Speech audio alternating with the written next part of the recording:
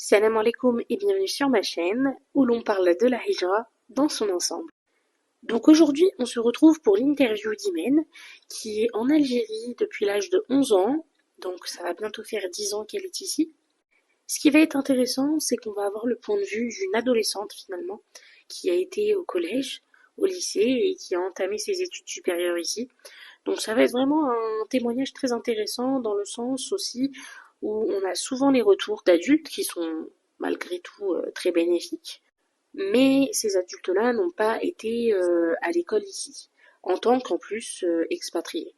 Donc je vous laisse avec les questions que je lui ai posées et ses réponses. Alors, dans un premier temps, je vais te demander de te présenter, de m'expliquer pourquoi tes parents ont décidé de s'expatrier en Algérie et de nous dire si toi, en tant qu'adolescente, tu avais des craintes avant de partir ou non. Salam alaikum, je m'appelle Imen, j'ai 21 ans, je ne suis pas mariée et je n'ai pas d'enfant et ça va faire 10 ans que je suis en Algérie. Alors, du côté de mes parents, ça a toujours été un objectif de faire la Hija. Depuis que je suis petite en fait. En fait, déjà, l'objectif c'était qu'avant que j'aille au primaire, d'être dans un pays musulman. Donc, c'était pas forcément l'Algérie, c'était beaucoup les pays un peu Qatar, Émirats, etc. Mais malheureusement, ça s'est pas fait. Le temps s'est écoulé et quand j'ai commencé ma rentrée au collège, c'est là qu'ils se sont rendus compte que bah là j'ai commencé à être grande, que c'était là que ça a commencé l'influence française. Donc ça a vraiment poussé mes parents à chercher un moyen de quitter la France. Surtout en plus c'était la période de 2014-2015, c'était vraiment une période très très dure pour les musulmans parce que c'était là que ça avait commencé les actes islamophobes, les parents qui se faisaient retirer leurs enfants et tout. Donc c'était très très dur. J'avais 11 ans, bah, du coup j'étais mal dans ma peau parce que mon corps avait trop vite grandi par rapport à mon esprit et du coup j'avais vraiment un espèce de mal-être. Est-ce que j'avais des appréhensions vers l'Algérie? Alors déjà je connaissais pas l'Algérie. Je pouvais- Donc en fait j'étais partie je crois 2 fois en Algérie quand j'avais 3 ans et 6 ans. Mais mis à part ça vraiment je connaissais rien du tout. J'avais pas de souvenirs. On n'a pas de famille en Algérie. Moi je suis que moitié algérienne donc que le côté paternel qui est algérien. Et toute la famille est en France et ça parle que français. Du coup, voilà, même au niveau de la langue et tout, c'était un peu dur. Donc, j'avais des appréhensions parce qu'on me disait, ouais, au bled, tu vas voir, ça va être comme ça, comme ça. Mais je connaissais rien du tout, donc je savais pas trop. Et mes parents, ben, je pense qu'ils devaient avoir des appréhensions, mais en même temps, on avait tellement cette envie présente de quitter la France. On était tellement. En fait, on se sentait pas bien, mais vraiment pas bien. C'était une période qui était très bizarre parce qu'il y avait mon père qui était déjà parti à Oran pour préparer un peu le terrain. Donc on le voyait pas beaucoup, enfin il faisait beaucoup d'allers-retours, mais c'était très très dur. Alors, comment t'es-tu adaptée avec tous ces changements? Donc, quand même, changer de pays, c'est pas quelque chose d'anodin, surtout pour une adolescente. Comment t'es-tu adaptée à l'école et surtout au niveau de la langue? Est-ce que ça a été quelque chose de difficile ou pas? Au niveau de l'adaptation, on savait que ça allait être très très compliqué parce que bah on avait ni l'arabe, enfin l'arabe on avait genre vraiment les lettres, genre eh, oui, baboubi, c'est tout. Au niveau du dialecte, on n'avait rien du tout. La mentalité algérienne, on ne la connaissait pas. L'Algérie, on ne la connaissait pas non plus. Et en fait, on savait que ça allait être compliqué, mais une fois arrivé en mai à Oran, c'est vrai que ça a été très très dur. Bah, rien que la ville en elle-même, comme c'était il y a 10 ans, elle est encore en construction, elle était vraiment pas jolie. Et du coup, inconsciemment, on s'était dit, ouais, ça doit ressembler un peu aux autres pays maghrébins touristiques. Pas du tout. Du coup, là, c'était le premier choc. Le fait aussi qu'il fasse super chaud, mine de rien, on est arrivé, c'était l'été. Oran, quand il fait chaud, il fait vraiment chaud. Nous, on venait du nord en plus. Donc, c'est vrai que là, pour le coup, surtout quand t'es enfant, c'est très très dur. Et en fait, ce qui était prévu, enfin, c'est ce qu'on a fait d'ailleurs, c'était que pendant tout l'été, on devait faire une remise à niveau pour l'arabe, parce qu'on n'était pas arabophone. Et du coup, ce qui s'est passé, c'est que bah, chaque matin, on partait chez une prof d'arabe et pendant 1 heure et demie, 2 heures, on faisait des cours d'arabe et puis après à la maison, donc l'après-midi, il faisait trop chaud pour travailler et puis le soir, on faisait des petits exercices qu'elle nous donnait et on revenait ensuite bah, le lendemain chez elle. C'était, euh, c'était très lourd, c'était très dur. Ce qui était le plus dur pour moi, c'était vraiment la famille. Surtout quand t'es enfant, quand t'as l'habitude de voir ta famille tous les jours, enfin, peut-être pas tous les jours, mais au moins une fois par semaine, ben, et que t'es là, t'es dans un pays, t'es toute seule, t'as pas tes repères et tout, c'était très très compliqué. Euh, donc ouais, l'été, je l'ai mal vécu, mais je pense que c'était rien comparé à la rentrée. Et donc, comme j'étais l'aînée de la famille, c'était moi qui avais le plus d'années à rattraper. Donc l'été, je devais rattraper tout le primaire plus la CM. Donc à la fin de l'été, bah, j'étais arrivée, je crois, au niveau C20 et encore. Et encore parce que c'était très compliqué. Très compliqué d'apprendre l'arabe littéraire, plus la conjugaison, plus bah, apprendre à écrire aussi, parce que bah, il y avait toute l'écriture à refaire. Puis après, il y avait aussi l'arabe aussi. Enfin, il y avait plein de trucs à apprendre. Et surtout que la prof n'était pas adaptée. Et c'était très compliqué de trouver une prof qui était adaptée pour enseigner du coup aux personnes qui ne parlaient pas du tout l'arabe. Du coup, elle savait pas elle aussi comment. En fait, elle nous enseignait comme elle enseignait pour les enfants du primaire. Sauf qu'en fait, il faut pas l'enseigner de cette manière-là, sinon ça marche pas. Pour la rentrée, ce qui a été décidé, c'était de nous mettre au public parce que ça allait nous permettre de nous adapter plus facilement. Alors c'est vrai pour le primaire, c'est un peu moins vrai pour le collège parce qu'on a un peu trop vu, on a trop de choses à rattraper. Euh, En plus, l'année d'avant, j'avais fait le CNED, donc ça n'avait pas du tout fonctionné. Je m'étais isolée, j'arrivais pas à travailler toute seule. Donc voilà, c'était l'école publique qui était la solution. Sauf que là aussi, ça n'avait pas fonctionné parce que j'avais trop de choses à rattraper. Et c'était quoi, 6 années en tout, ouais, 6 ans de scolarité à rattraper. Donc en fait, mes journées, enfin, je finissais donc ma journée de cours à 17h. Je rentrais à la maison, je prenais mon goûter. Ensuite, à 18h30, j'avais une professeure particulière qui venait et qui me faisait cours jusqu'à 20h. Puis elle partait, puis je faisais mes devoirs. Enfin, j'essayais de faire mes devoirs. Les devoirs qu'elle me donnait, hein, pas les devoirs de l'école. Et puis après, bah, rebelote, c'était ça tous les jours. Et c'était très très dur parce qu'en fait, mon niveau, je voyais qu'il n'avançait pas. Pas comme les élèves. Et puis en plus, c'est très dégradant quand t'as cours d'arabe et du coup la prof elle parle, mais toi tu peux même pas participer, tu peux rien faire et puis surtout t'as l'impression d'être bête. Des fois elle essaie enfin en tout cas ma prof d'arabe elle essaie de me poser des questions un peu, mais j'arrivais pas quoi, mon niveau il était trop trop bas, c'était trop compliqué. Et bah progressivement, surtout quand je voyais mes notes, quand je voyais que j'avais pas de résultat en fait. Et j'avais un résultat avec la prof particulière parce que je pense qu'à la fin de l'année, j'étais arrivée à peu près au niveau CM2. Mais au niveau du collège, bah, je voyais pas vraiment les résultats. J'avais vraiment des 0, des 1, des 2. C'était très très dur. Et en fait, progressivement, j'ai commencé à détester la langue arabe. J'ai commencé vraiment à détester.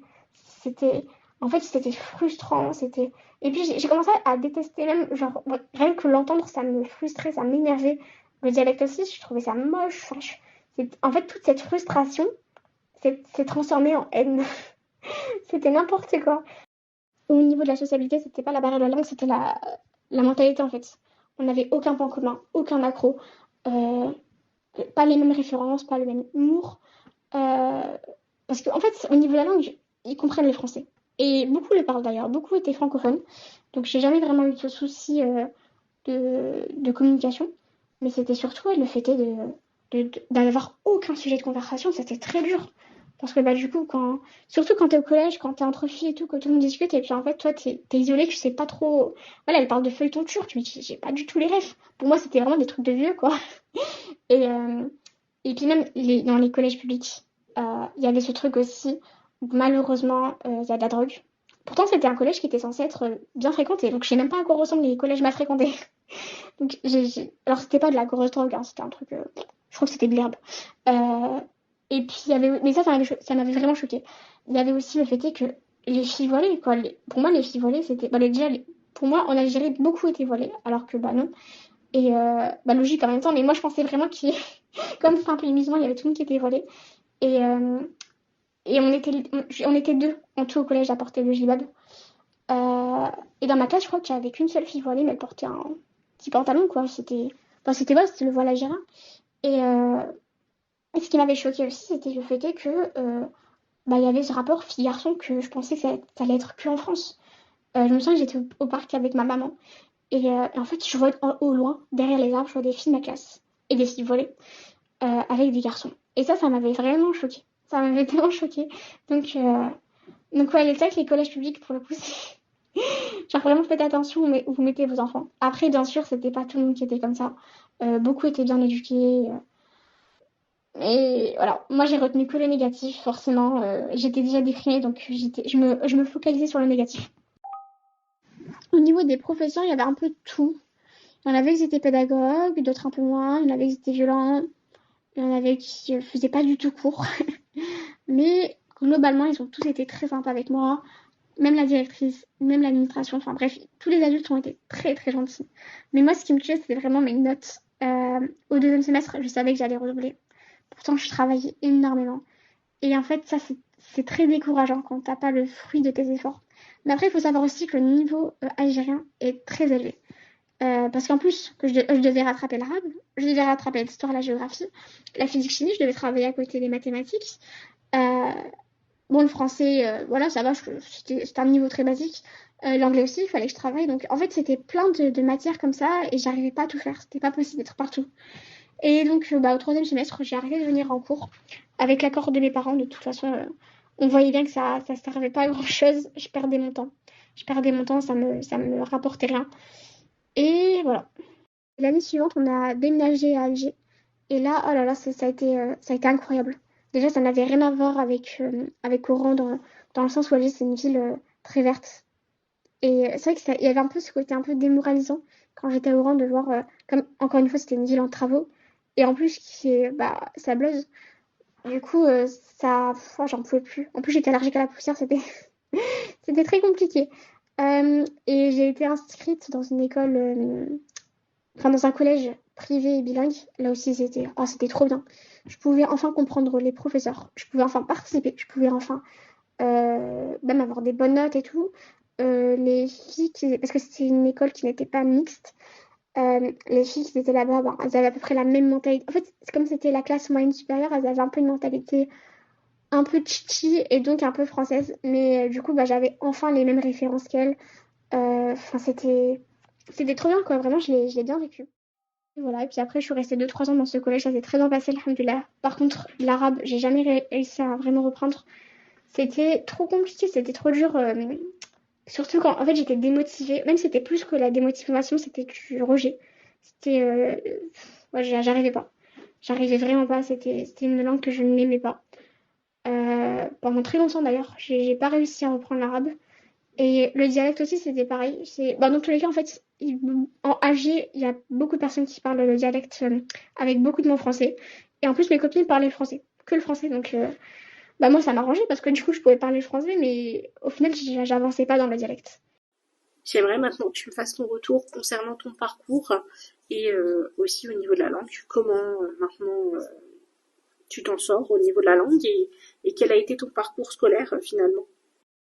Alors, pour le reste de ma scolarité, donc la dernière année du collège, je me suis redirigée vers un programme entièrement en français pour pouvoir passer le brevet. Et pour le lycée, j'ai choisi une école en distanciel musulmane. Incroyable. Les professeurs sont très très douces. Les élèves aussi super gentils.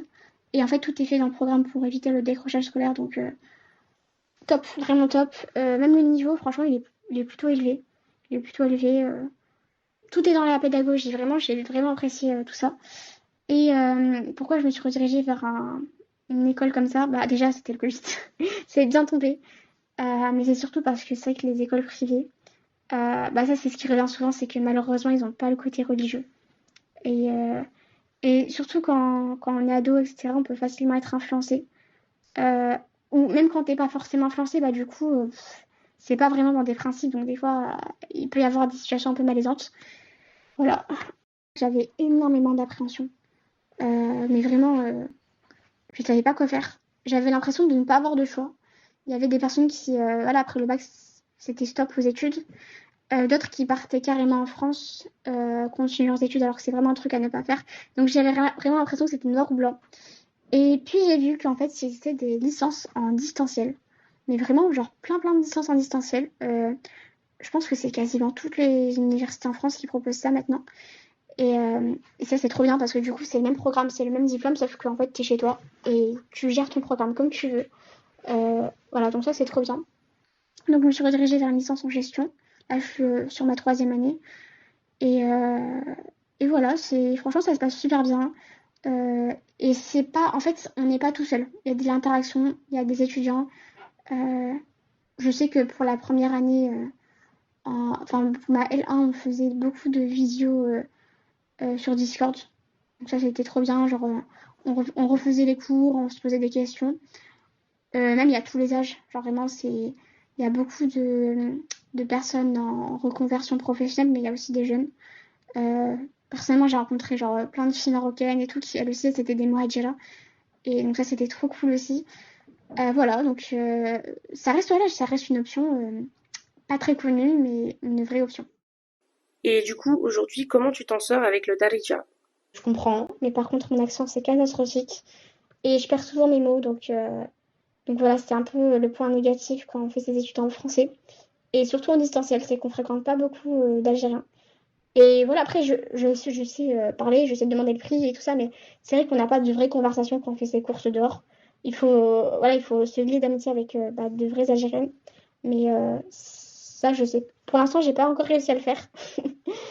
Et voilà, les seules amies Algériennes que j'ai, bah, c'est des personnes un peu chichi qui parlent que le français. Et pour l'arabe littéraire, là aussi, franchement, c'est un truc, c'est un peu ma honte, mais chaque année, j'essaye. Chaque année, je change de professeur. Et chaque année, je n'y arrive pas. Je ne sais pas si j'ai un blocage psychologique. Mais mon arabe littéraire, c'est vraiment pas un exemple. En fait, mon parcours, c'est vraiment le truc à ne pas faire. Ne lâchez jamais, jamais, jamais l'arabe. Surtout quand vous avez un niveau. Même si vous êtes déçu de vous-même. Genre, c'est un truc à garder parce que la langue, ça se perd très vite. Surtout quand on la pratique pas. Euh, du coup, ouais, mon niveau, bon, j'ai pas le même niveau que quand j'étais en France. Hein, mais c'est pas. C'est un niveau catastrophique. Là aussi, franchement, je trouve pas d'autre mot que catastrophique. C'est pas un bon niveau. C'est vraiment pas un bon niveau. Après, rien n'est trop tard. J'ai toujours l'envie, Inch'Allah, d'apprendre l'arabe, mais c'est assez compliqué. Qu'est-ce que tu conseillerais aux jeunes filles, du coup, qui vont venir s'expatrier, un peu comme toi, dans leur adolescence? Qu'est-ce que tu leur conseillerais? Et aussi au niveau des écoles, est-ce que tu conseillerais plutôt école publique ou bien école privée? Ça va dépendre de beaucoup de choses, mais globalement, l'école publique, après un certain âge, ça va être très compliqué. C'est pas impossible, mais c'est très compliqué. Sinon, le mieux, ce serait de se rediriger vers des écoles privées.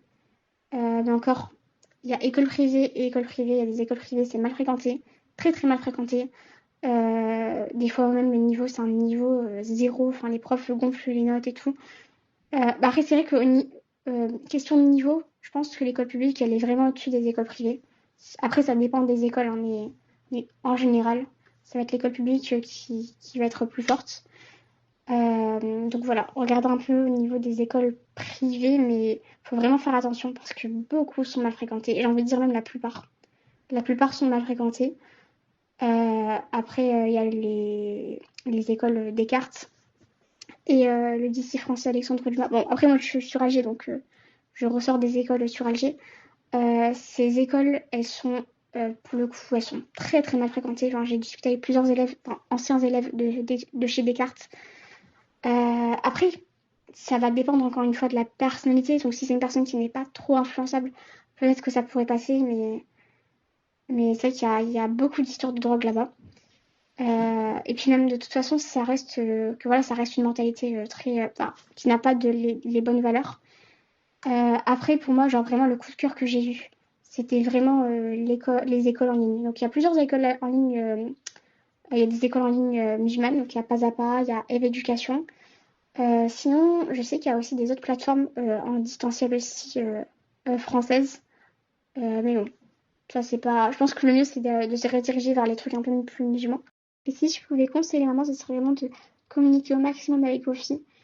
Ne soyez pas dans les privations, soyez plutôt dans le dialogue, dans les concessions, mais vraiment dans la communication du pourquoi, du comment, de la hija, en fait vraiment de tout expliquer, mais des fois de réexpliquer, de réexpliquer, parce qu'un enfant n'a pas le même recul qu'un adulte sur beaucoup de choses. Et même s'il pense avoir compris, bah, il n'aura pas réellement compris.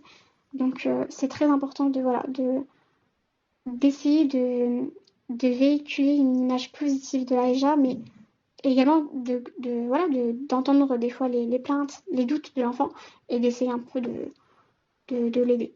Voilà. Et maintenant, j'aimerais que tu me fasses un retour sur le système de santé en Algérie, parce que ça, c'est vraiment une question qui revient énormément. Les gens ont peur du système de santé en Algérie. Donc voilà, j'aimerais que tu me dises si pour toi ça a été quelque chose de positif ou négatif. Le système de santé en Algérie n'a rien à voir avec celui en France. Que ce soit au niveau des docteurs qui sont très à l'écoute, très très disponibles aussi. Franchement, c'est des crèmes. Même les prises de rendez-vous, tout est facilité. Que ce soit même pour les radios, les prises de sang, etc. C'est franchement, il n'y a aucun souci de ce côté-là. Même du côté des prix, ça reste vraiment accessible, alhamdoulilah. Donc, non, franchement, il n'y a rien à dire. Aurais-tu une anecdote à nous raconter, positif ou négatif, peu importe, sur laquelle aujourd'hui, on va dire, tu peux en rigoler? C'était vraiment, quand j'ai passé mon permis l'an dernier, il y avait tout qui était marrant. Alors déjà en Algérie, il y a 3 examens. Le code, le créneau et la conduite. Donc le code, c'était très très simple. L'examen se passe dans une voiture, on se met tout à la queue, puis après, chacune notre tour, on passe sur le même exercice et ça dure maximum 5 minutes. Pour le créneau aussi, franchement, c'était très simple. C'était une sortie de garage et se garer aussi entre deux poteaux. Et la conduite, alors moi je suis stressée à fond pour la conduite, je me disais mais je vais jamais réussir, c'est pas possible, surtout qu'il y avait très très peu d'heures. Je pense que c'était 10 heures, peut-être 15 heures maximum, mais moi je pense que c'était plus dans les environs de 10 heures. Et alors en plus on pouvait pas conduire dans les voies rapides, en Algérie c'est interdit, faut avoir son permis, donc c'est pour ça qu'il y a des séances de perfectionnement, parce qu'en fait tu peux pas apprendre quand t'as pas ton permis, c'est très bizarre. Et du coup le jour de l'examen, donc on devait être présent à 7h30, on a attendu 3 heures, ils prennent leur temps. Mais vraiment, ils prennent vraiment leur temps. C'était en décembre, il faisait très froid. Et à 10h30, je crois, le gars est venu. Il était très en retard. Donc, j'étais la première à passer. J'ai passé la vitesse 1, j'ai passé la vitesse 2. Il m'a dit, c'est bon, tu peux te garer. L'examen a duré 2 minutes. J'étais morte de rire. Et voilà, j'ai eu mon permis comme ça. Je ne sais pas conduire. Et puis après, c'est pour ça qu'il y a des séances de perfectionnement. C'est pour ensuite réapprendre à conduire. Et à noter qu'en Algérie, le permis, ça coûte vraiment pas cher. Je pense qu'en moyenne, ça doit être 100 euros. Moi, j'ai payé un peu plus cher parce que c'était une auto-école que pour femmes. Mais vraiment, voilà, c'est donné, alhamdoulilah. Et pour les séances de perfectionnement, donc ce qui se passe après le permis, c'est dans les 1000 dinars de l'heure. Mais ça reste beaucoup moins cher qu'en France. Et en plus, les moniteurs sont plus sympas. Alors maintenant, j'aimerais qu'on aborde un petit peu le sujet du travail. Est-ce que c'est quelque chose d'accessible? Est-ce que c'est quelque chose d'intéressant d'être salarié en Algérie? Voilà, au niveau des salaires, est-ce que toi, tu t'y connais un petit peu et tu pourrais nous faire ton retour? Pour le travail, je trouve que le souci, c'est pas au niveau du recrutement, ça va plus être au niveau du salaire. Les salaires sont assez bas, surtout quand on n'a pas de diplôme, on n'a pas d'expérience. Par exemple, pour un job de téléopératrice, le salaire, ça va être environ 25 000 dinars. Des fois, on peut trouver 40 000 dinars, mais 40 000 dinars, c'est que 150 euros. Donc, c'est vrai que c'est assez compliqué. Mais ce qui est bien en Algérie, c'est que comme c'est un pays qui est en pleine construction, en plein développement, bah, c'est très facile de se lancer dans des projets, de se lancer dans un business. Et surtout, l'État ne te casse pas la tête. C'est pas comme en France avec l'URSSAF. Donc ça, c'est vraiment bien pour entreprendre. Et concernant l'immobilier, est-ce que tu aurais des conseils à donner? Est-ce que c'est quelque chose d'accessible, voilà, d'investir, d'acheter en Algérie, plutôt maison, appartement, et nous donner peut-être une tranche de prix? Non, je suis pas assez calée pour répondre, mais ce que je sais, c'est que sur Alger, il y a des quartiers qui vont être plus chers que d'autres, forcément, comme Kouba, Ben Aknoun, pas forcément Alger Centre, du coup.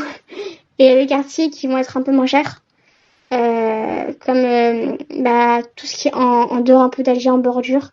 Surtout les quartiers un peu en construction, etc., ça va être un peu moins cher. Mais après, oui, il y a des quartiers aussi qui sont devenus chers. Comme Dalia, c'est devenu, par rapport à il y a 10 ans, c'est devenu très très cher. Donc voilà. Mais la tranche, franchement, ça dépend. Pour un F3, je sais que ça peut aller de 200 à 500 euros. En fait, ça dépend de beaucoup de choses. Non, je suis pas du tout calée pour répondre. Par contre, pour devenir propriétaire, c'est affreux les prix. Vraiment, nous, quand on était venus, on s'est dit, bon, on va acheter une maison, vu qu'on en avait une en France. On a vu les prix, on a halluciné, mais vraiment, on pensait que les gens se trompaient, qu'ils mettaient trop de zéros, mais c'était vraiment les prix. Voilà. Donc, surtout, en fait, ce qui coûte vraiment cher, que ce soit à Oran ou à Alger, après les autres villes, je sais pas, c'est le prix du terrain. Surtout Alger, le prix, il est terrible. Et du coup, je sais que ça s'est déjà fait.